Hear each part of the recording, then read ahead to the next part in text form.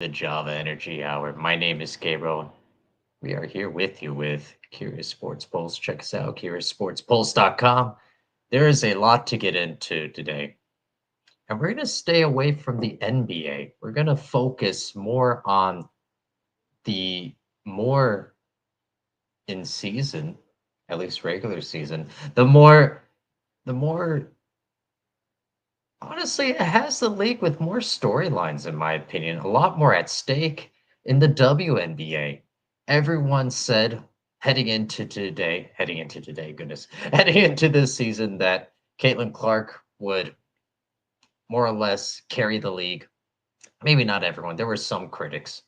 And but for the most part, generally speaking, it was thought that Caitlin Clark would kind of have her way in the WNBA. And it's not that we're not seeing that. It's not that she's not spectacular, but I think there's a little more nuance when it comes to Caitlin Clark and how she's doing so far in her very young pro career. So we're going to break that down more toward the end. But as you all know, my name is Gabriel. Again, here with the Java Energy Hour, the number one podcast that says that it'll last an hour, but it's closer to 20, 30 minutes ish. But that doesn't sound as good, especially for when we're titling things. However, this is our morning general sports talk, so anything is kind of more or less on the table. So we'll touch on the WNBA and Caitlin Clark and how I really think that not only should the expectations have been different in the first place, but anything that we do have in regards to Caitlin Clark should probably be reanalyzed. Even if you were very high on, she's going to be in the Mount Rushmore in women's basketball. But more on that in a moment. First, there is a lot going on in the world of soccer. And that's a shameless plug for our other podcast here. Me and Wo Picha, we break down anything and everything soccer Monday and Friday morning, 9 a.m. Eastern Standard Time on the Total Football Breakdown. Check us out wherever you get your podcasts from. But first, Toni Kroos is calling it quits. He announced his retirement. He will retire from Real Madrid after the Champions League game against Borussia Dortmund. And so he'll retire from club play there, and then he'll retire, obviously, after Germany hosts Euro 2024. If we analyze Toni Kroos and how his career has unfolded, certainly in terms of longevity, certainly in terms of wanting to stay at one place and playing at a high level, loyalty, Toni Kroos has to be up there. And some are already comparing his career to that of Iniesta. I mean, if you take both in their prime and the overall impact on the sport, I think it's hard to have that conversation. I think by far and away Iniesta is more storied and had a better overall career. But either way, hats off to Toni Kroos. What a career, what a legacy he's leaving behind, and one of the more crafty attacking players once he was put in those positions, and one of the better players to have on your team to control the center of the pitch. So I think it's fitting that he's going to retire this year. He's going to retire after his host country, his host nation hosts the Euro 2024 tournament. And for anyone who is possibly neutral, I think this more or less helps to solidify that you're rooting for Germany. Now, there's a lot being said too about the upcoming Champions League final that I mentioned earlier in terms of who would you root for hypothetically between Toni Kroos and Marco Reus. Both similar in that longevity and loyalty to their club is a staple, and it's not what they'll be known for, but certainly that's in their bio. That's in the first 5, 6 sentences of their bio. stayed at Dortmund, stayed at Real Madrid. Now it's a little bit different for Marco Reus, obviously, because a lot of players leave Dortmund for Real Madrid. Maybe not directly, but or for a club of that nature, a club of that size. So for Marco Reus, you get a couple more points in terms of the loyalty. So I'll grant you that. But the idea, the concept's still the same. Toni Kroos, you have to give him credit. Why? Because he stayed at Madrid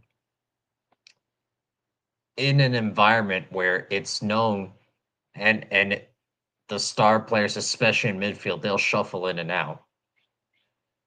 And he made it work. And why am I already speaking the past tense? He's continuing to make it work. So this is something that you have to enjoy about Toni Kroos and what he's brought. This is something that I should admire. Also in Marco Reus and what he's brought to his team. For Marco Reus, you're probably just disappointed ultimately in injuries and how that derailed critical portions in his career. You hate saying what if, but Marco Reus is definitely a case of what if. So now, God forbid something happens to someone who's already selected for the German side. Would Marco Reus get the nod? I think a lot of fans would hope so. How great would that be, especially if you're then rooting for Germany for Toni Kroos and Marco Reus? Now, Marco Reus is going to be a free agent, right? So it's not the same as him. It's not the same fairy tale ending narrative, but it's similar in that they're both making big changes in their career. And how great would it be for these two players, especially, to win Euro in Germany and at least internationally walk off into the sunset? So that's something that I'm really looking forward to. It's something that I think is going to be great and that you have to keep an eye on. Now, moving on. Speaking of someone who's walking off into the sunset potentially, Cristiano Ronaldo in Portugal, they're going to hope to make some noise, and they've done so before in this European competition. But maybe I shouldn't be surprised. But shout out to Pepe. I I've heard it pronounced so many different ways growing up because of where I moved around. So Pepe is how some of my friends pronounce it, and Pepe is how I hear it pronounced more often than not. So it's going to be interchangeable anytime you tune in here. Anytime you tune in here, heads up. But either regardless, the fact that he got another nod, the fact that Pepe is still gonna compete, and still that fierce, that anger, that aggression from his center back position, I love it. Talk about one more ride. Talk about someone else who gets one more chance to showcase that he's still got it. And yes, he's still got it. I can't wait. I can't wait to watch this Portugal team. Now, what is their actual ceiling? What are their actual chances to advance? Not good. Not good. I think there are top to bottom a lot of better teams out there. Uh, and you I'm stuttering now. That's how emotional I am about this. So do you love having Cristiano Ronaldo on your team? Yes, absolutely. That goes without saying. But do I necessarily trust the service that he's going to be getting? I don't think so. Do I love do I love this team top 1 through 11 compared to other sides? Also not necessarily. Now, do I think we'll see Ronaldo start to hit the wall on the international scene? And do I think we'll say, "Oh, he's definitely washed, he's over the hump," like, yeah, it was a waste of roster spot? No, of course not. But I also don't think he is nearly as good as he once was in terms of being able to lift an entire team if needed. And I'm not saying that in terms of some of the other Portuguese players. There's plenty of quality on this team. But I'm saying in the past, a lot would have picked Portugal to go far. A lot would have said Portugal has a chance to go far because of the brilliance of Cristiano Ronaldo. And I just think that the overall team around him is not good enough to make up for the fact that he's not quite the player that he was in his ultimate prime. And I think that's fair. I think that's more than fair. So that was a nice soliloquy for me saying, can't wait to watch Portugal. Can't wait to watch Pepe one more time. Pepe. Look, even in the same sentence, I'm saying it twice or saying it two different ways.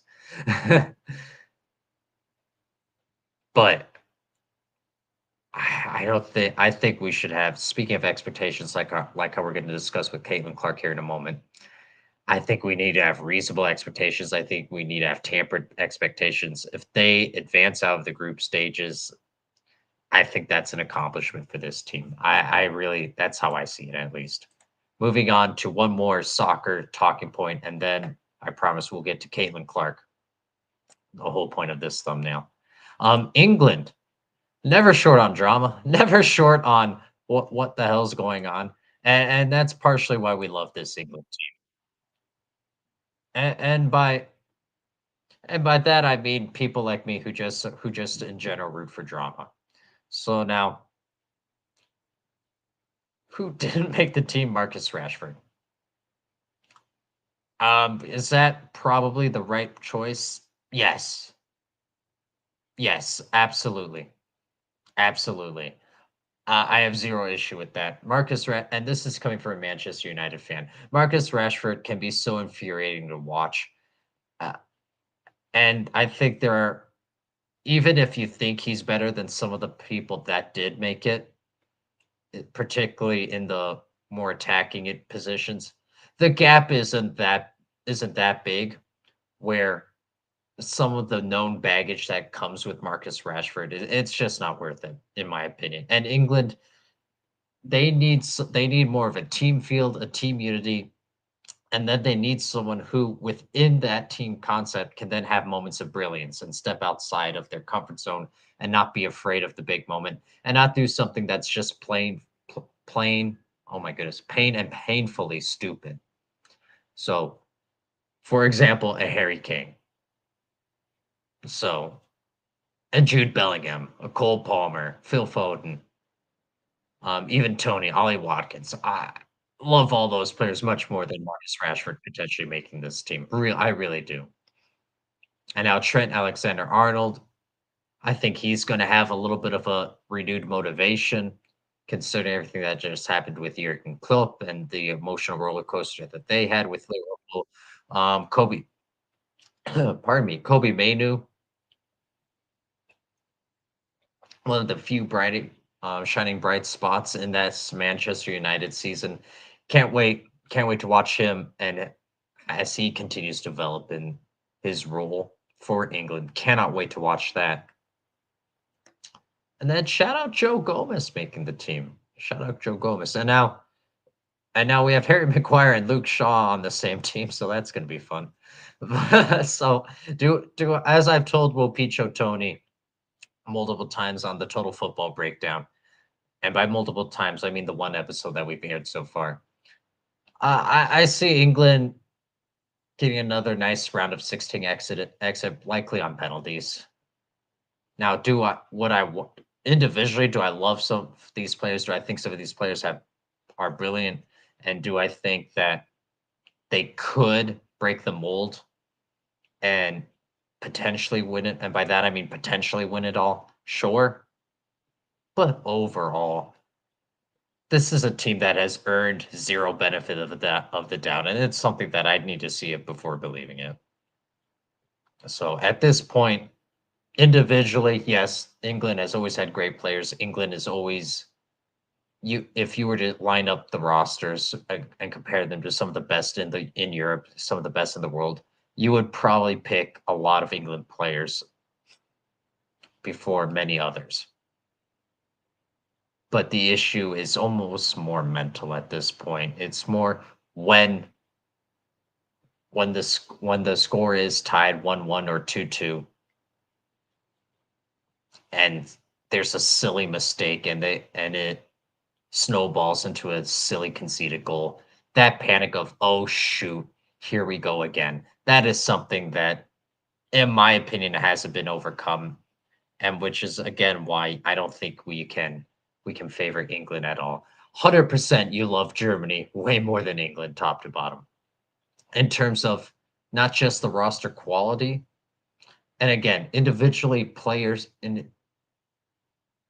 speaking on an individual basis from player to player. Would you pick some England players over the German players? Sure, sure, I'll grant you that. But just the overall culture, the overall, we've been there, the overall mindset, the overall mentality.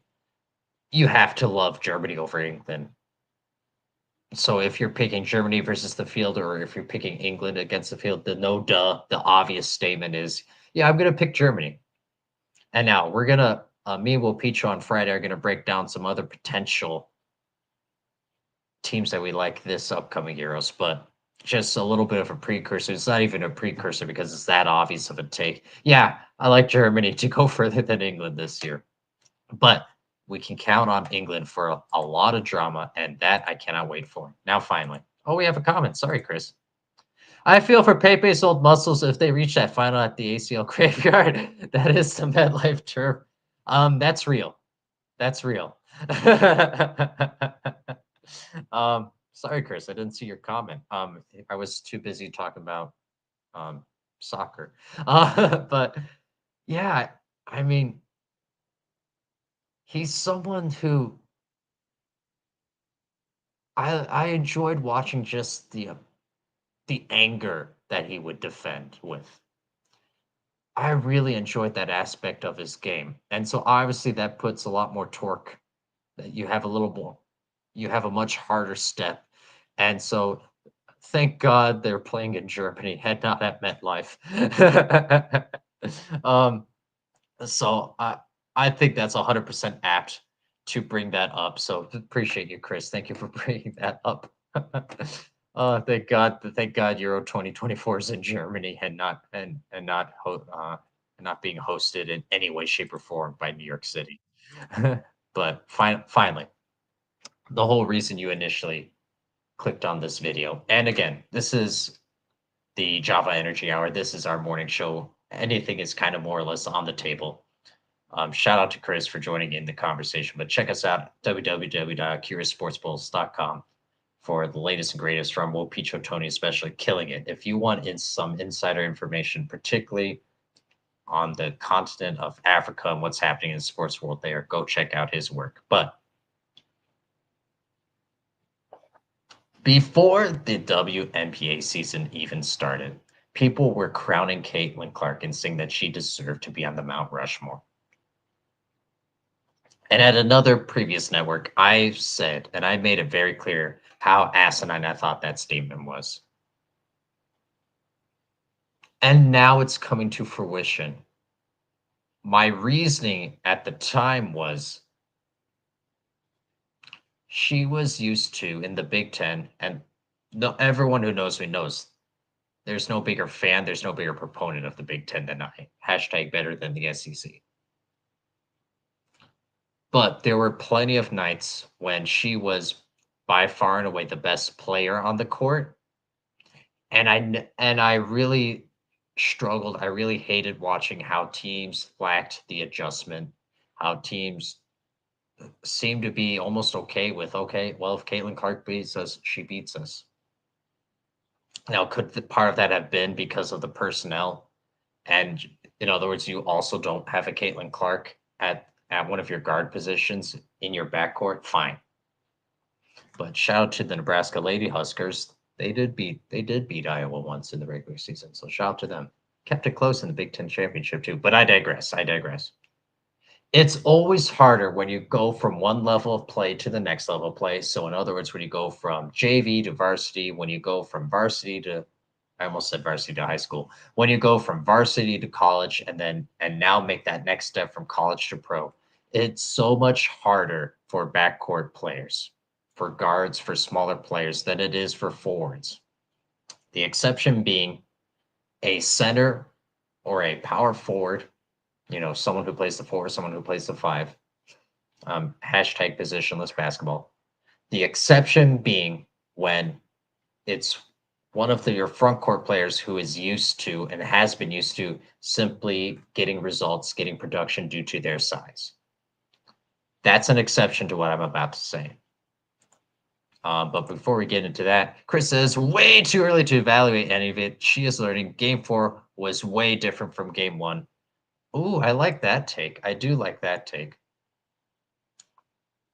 And that actually kind of speaks to what I'm saying here as well.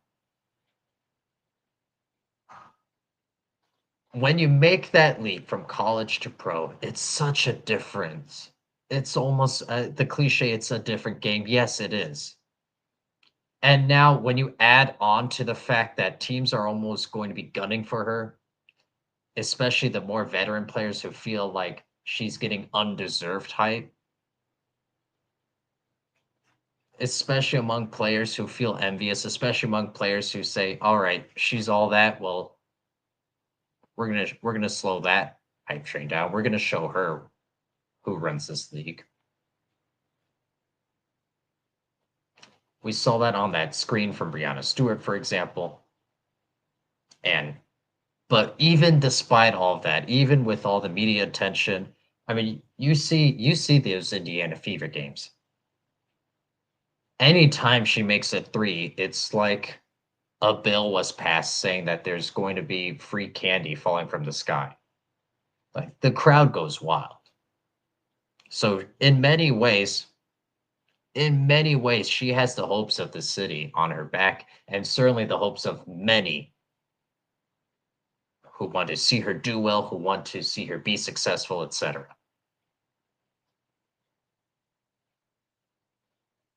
So when you combine that, when you combine the fact that, in my opinion, I'm seeing teams that are trying to make a statement when playing her, right? You always, as a professional athlete, give it your all. You always give your best. But there's that added motivation at times of, I shut down Caitlin Clark, or we made sure that the Indiana Fever lost. Why? Because they have Caitlin Clark, and she's getting too much undeserved hype. And despite that, you still see those moments of brilliance. You still see those times of why people were so willing to put her on the Mount Rushmore before she even stepped foot on a WNBA court.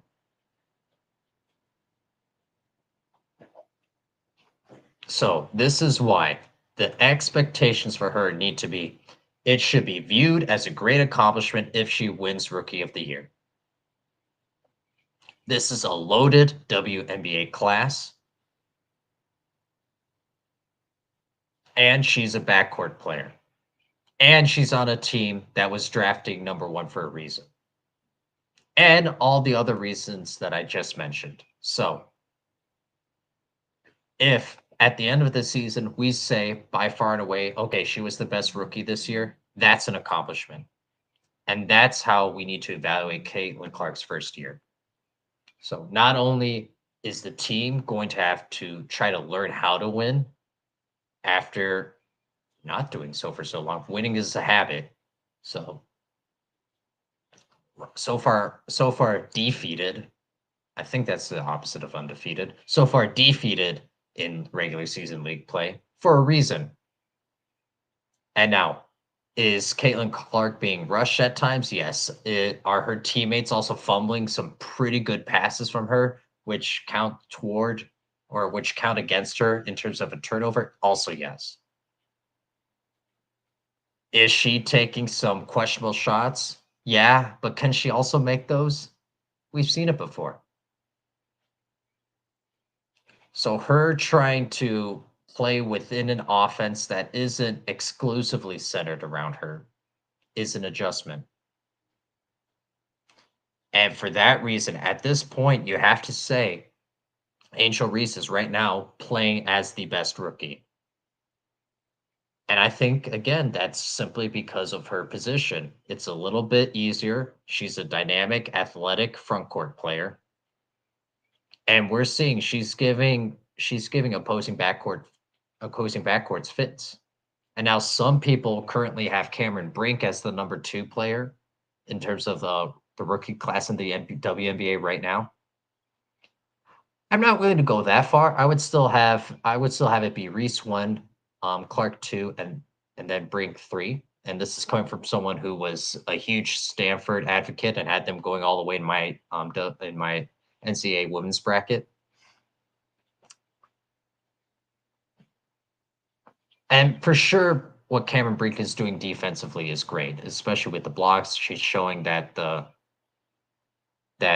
she can use her length to her advantage while not being so deterred um, by probably needing to add a little mass. But I mean, offensively, still a little work, and I think that gap is noticeably different, which is why I would have Clark number 2 right now. But it's close. It's close. So the current third best WNBA rookie, I would have it be Brink, but it's not that big of a gap between her and Clark, and then I would have a much more significant gap between Clark and Brink and Angel Reese. And that is as of right now. And just like Chris wisely said, shout out Chris Babos. Go check him out at Chris Babos 100. I'm gonna fact check myself on that while we're doing that, while I'm talking here. Oh, at C Babos writes, Babos. But there's room for improvement, and she's adjusting, and her teammates are getting more used to playing with her, and vice versa. So for right now, we need to slow down on the Mount Rushmore talk. I think for the most part that ship's at least sailed. Shout out Diana Taurasi, who kind of spearheaded that movement of making sure that that's ship sank. How many mixed metaphors can I put in one sentence? I don't know. But shout out to her also for getting away with a pretty blatant foul. Well, I'm sure she was just trying to grab the offensive or I'm sure she was just trying to secure the defensive glass. Fine. But either way, we're tuning into the WNBA at a level I'm more invested than I have been.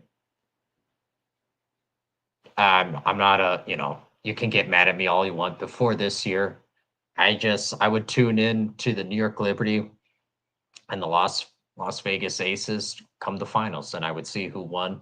Mainly because I'm a Becky Hammond fan. Shout out the San Antonio Spurs.